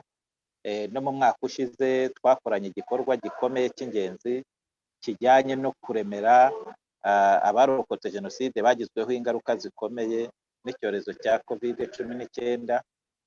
Batanze inkunga ishimishije kandi abarokotse jenoside yakorewe abatutsi barabashimira. Ibijyanye rero icyo twavugaga ni uko hari abantu murabizi, muri abanyarwanda, amateka yacu murayazi, imibereho y'abantu bacu murayizi. Hari urugero ugiye kureba nk'aba babyeyi tuvuga ngo ni incike za jenoside yakorewe abatutsi, ni abantu usanga umuntu utazi gusoma no kwandika, ushobora gusanga afite imyaka hejuru ya 70, ku buryo nubwo yaba we afite n'ubushobozi bwo kuba yakwigurira telefone, ntabwo azi kuyikoresha, ariko uwo muntu icyo twavugaga, igihugu kimuha amahirwe, imiryango y'abarokotse jenoside yakorewe abatutsi imuha amahirwe, igihe yaba gifite akabaraga, gifite agatege, cyangwa se natwe umuntu uza aho ari ukagenda ukamushyira mu modoka, ukamugurira ururabyo cyangwa akarwigurira, ukamugeza ku rwibutso rushyinguyemo abana be, rushyinguyemo abo mu muryango we, agashobora kurushyira kumva ibitse iyo mibiri, biramushimisha cyane. Abo nibo twavugaga ko dushyira imbaraga mu gushyigikira, mu gufasha, umubare wa ngombwa bakaba bagera nyirizina ku rwibutso bagakora uyu muhango, kandi urabanezeza. Murakoze. Ayishakiye kwerekana uburyo bugaragara ibyo nari nkomojeho, ni byiza cyane. Twese rero ibyo narimo mvuga, navugaga nti tubonye isura y'uko mu Rwanda bazakora uyu muhango, iki gikorwa cyo kwibuka ku nshuro ya 27 jenoside yakorewe abatutsi. Ayishakiye yabidusobanuriye neza mu buryo bwimbitse, ntabwo ndi bubigarukeho. Ni ibintu bamenyereye kandi bakora neza. Nkaba rero ngiye gusoza iki kiganiro. Niba hari umuntu waba ufite ikintu ashaka kongeraho, akaba yafata ijambo akavuga icyo yifuza, hanyuma tugasoza. Murangira. Urakoze. Nagira ngo nibutse ko iyi gahunda yose umuntu ashobora kuyisanga ku mbuga za Twitter, Facebook, Instagram za Ibuka Suisse, no kuri site internet Ibuka Suisse. Murakoze. Shimye wari umaze gutera agatoki imbere ya Murangira. Okay, murakoze. Nanjye ikintu nagomba kurangirizaho no gushimira, kandi ikindi twifuza nka Ibuka USA, twifuza ko nk'abayobozi ba diaspora hano yenda bagerageza bakajya badahuza amatariki kugira ngo mu gahunda bategura natwe nk'abatangabuhamya bitazajya bitugora kuko kubera hose icyarimwe bishobora kugorana. Muri gahunda rero bagenda bategura bishobotse nyine tukagenda tugabana amatariki ariko tukirinda kuyahuza cyane, byadufasha muri gahunda kugira ngo zizagende neza ku ruhande rwabo kandi n'uruhande rwa Ibuka twese dukomeze gukorera hamwe nk'uko bisanzwe muri gahunda zose dukorana. Murakoze cyane. Murakoze. Ninde warubajije? Ni Jacqueline cyangwa ni nanjye icyo nashaka kongeraho ni uko tuzajya dutanga gahunda y'izindi za Ibuka kuko murabizi turacyari bashyashya, hari ibintu byinshi cyane tudafite hano iwacu ariko kandi biri mu zindi za Ibuka. Experience mufite mwese, ibiganiro byinshi, ntabwo rero twajya kongera kubisubiramo kandi nta kindi kintu turi bwongereho. Ni ukuvuga ngo gahunda z'abandi twebwe tuzazitanga hano iwacu. Nk'urugero niba nk'ikiganiro cyo mu Buholandi kwa Christina, ntabwo twakongera ngo tugiporogaramu kandi nta kindi turi bwongereho, ubwo tuzatanga link yo kwa Christina abantu bagikurikire. Ibyo mu Bufaransa, mu Busuwisi nabyo, kuko mufite abantu b'inararibonye, mufite abantu bafite experience, mufite abanyamakuru banditse ibintu byinshi cyane, abantu bakora mu nzego nyinshi twebwe hano tudafite kandi tutarabona ubushobozi bwo kuba twabishyira mu Kidage ngo tubisangize Abadage. Niyo mpamvu twebwe tuzabarore zanyu, ibiganiro byanyu tuzajya tubigeza ku bandi kugira ngo babikurikire. Murakoze. Ikintu gikomeye, ikintu gikomeye ko ibi dukora byose, ndagira ngo nkunganire mu kuba yaruvuze, ni ibintu dukora kugira ngo bitugaburire umwaka wose. Ibiganiro ntabwo ari iby'umunsi umwe, niyo mpamvu usanga abantu babikora bashyizemo imbaraga nyinshi. Ça devient des documents zigumaho, zikomeza guhanahanwa mu mezi akurikira undi mwaka wo kwibuka, ukundi kwa kane kuzaza. Ni ukuvuga niba uyu munsi ari tariki 7 mu Budage bibutse, mu Busuwisi, mu Buholandi na hehe hose, ibihavugirwa ntabwo ari ukuvuga ngo uyu munsi ngo byacitse ntabwo nzongera kubyumva. Oya, hari uburyo nk'uko wari ubivuze tuzajya tubifata tukabisangiza abandi, buri wese akazabigiraho access kuko biba birimo inyigisho nyinshi. Nk'aba bahanga ba Tiene na ba Murangira barimo bahamagara kugira ngo baganirize na ba Christina, ni ibintu bitabaho kenshi. Abo bantu rero ni ukujya mwaregistra bikajya bigira akamaro mu minsi ikurikiyeho, kuko nta kuvuga ngo jye sinari mpari ngo nari ahandi. Oya, ahubwo nibimara numva aho wari uri uzafata iby'abandi usangiza n'abandi, bityo bigira akamaro. Hanyuma Christina Safari, umwanya ni uwawe.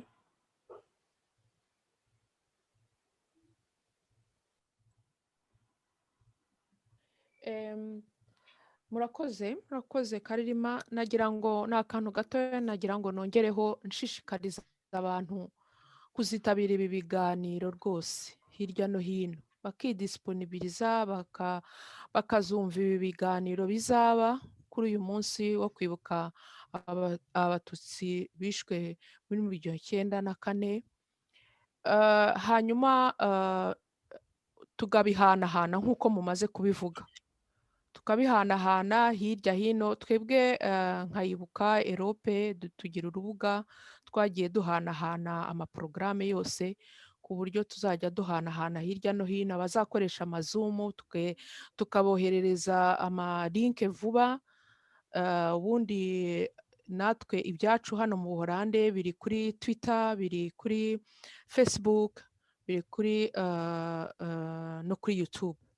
Rero nashishikariza abantu bose bazumva iki kiganiro kuko igihe kirumvwa cyane, turabashishikariza rwose kuzabyitabira. Murakoze cyane. murakoze Safari. Hari Nsanzimana nawe washaka gufata ijambo. Oui, Aimable, nagira ngo ubwo wagize iki gikorwa cyo kuduhuza, hari iyindi serivisi twagusaba, ni uko twese niba ushobora kuba waramaze deja gukurura amaporogaramu yacu n'amariye tuzacaho, wabikorera akantu k'akaritike cyangwa ukabishyira munsi y'iyi video uri bwohereza ahantu, ugashyiraho ahantu hose twese tuzahurira, cyangwa ukazakora ikintu cyohereza amaporogaramu yacu yose, kubera ko gukurikirwa n'abantu benshi barusha bugewe ndamutse boherereje babibona, ugakora izacu zose ukazishyira hamwe, numva byakoroha. Ikindi nashaka kuvuga ni uko abo bantu uvuze ari mu Busuwisi, ari mu Bufaransa, b'inararibonye b'abahanga tubasha kubona, ni ukubera ukuntu ibuka ahantu yamaze kugera n'ukuntu yamaze kumenya. Ibyo twashimira abantu bayoboye ibuka kuva kera, ari hano mu Bufaransa, Marcel Kabanda uzatanga n'ikiganiro mu Busuwisi na hano tuzaba turi kumwe, urumva ibintu babasha kugeraho. Ni uko ubu hari ahantu utumira abo bantu b'abamenyi banditse ibitabo, b'abajournaliste bakomeye, bakumva ko ibuka ibatumiye, ahubwo akenshi sinzi niba César arabyumva kimwe nanjye, baragushimira, turakoze kuba wadutekereje. Ni uko hari ingufu dufite kenshi tutapfa no kumenya twebwe ngo tube twari tuzizi, ariko ni ibintu byiza kujya tubitinyuka tugahamagara n'abandi, ahubwo tutajyaga dupfa gutinyuka. Murakoze cyane kuri iyo commentaire. Umuryango Ibuka ni umuryango ukomeye mu buryo bujyanye n'amateka uvuga. Ibyo uvuze nibyo, niyo commentaire nakoraho. Ni ikintu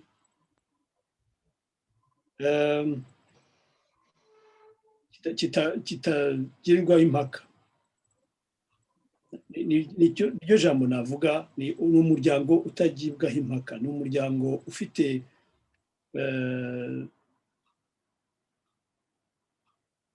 amateka akomeye ku isi.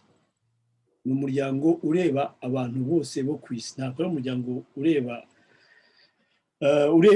n'abarokotse jenoside yakorewe abatutsi gusa, ni umuryango urebwa n'abantu bose bo ku isi, ku buryo rero umuntu wese wumva afite imanizime muri we, umutumiye kugira ngo abashe gushyira agatonyanga mu nyanja, arabyishimira. Ndabisubiramo, umuntu ufite imanizime, umuntu ufite ubumuntu, nta wakwanga kuza gufatanya nawe. Ibuka zo mu Burayi na ibuka yo mu Rwanda mufite umwihariko ko buri wese afite igihugu akoreramo, akajyana n'amategeko y'icyo gihugu, noneho mukaza guhurira ku mateka yanyu atuma mubibuka. Iyo rero umuntu arebye uburyo mukorana hamwe kandi mufite statut juridique itandukanye, byerekana imbaraga z'icyo kintu mu z'ayo mateka. Ntabwo ndi burenze aho ngaho, ndumva mubyumva.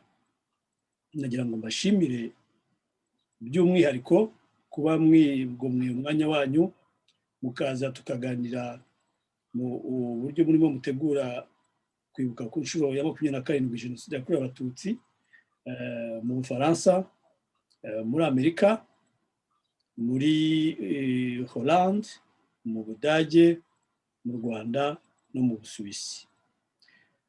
Tukaba tutagize amahirwe yo kubana na Felicite Ryamukuru uyobora ibuka mu Bubiligi, ariko nkanjye utuye mu Bubiligi, nagira ngo mvuge agenda nabonye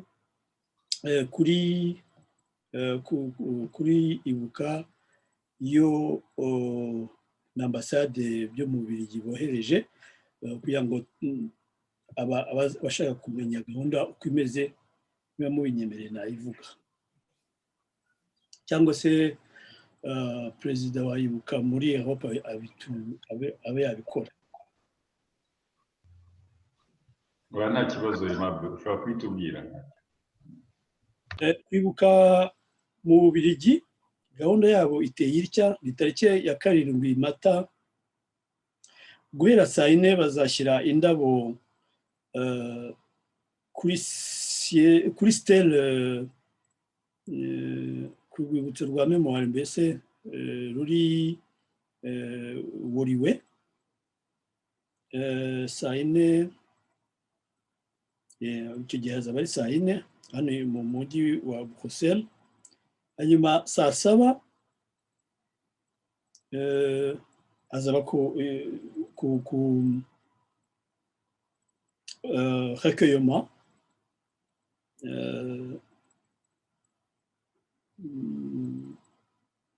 saa 1 z'umugoroba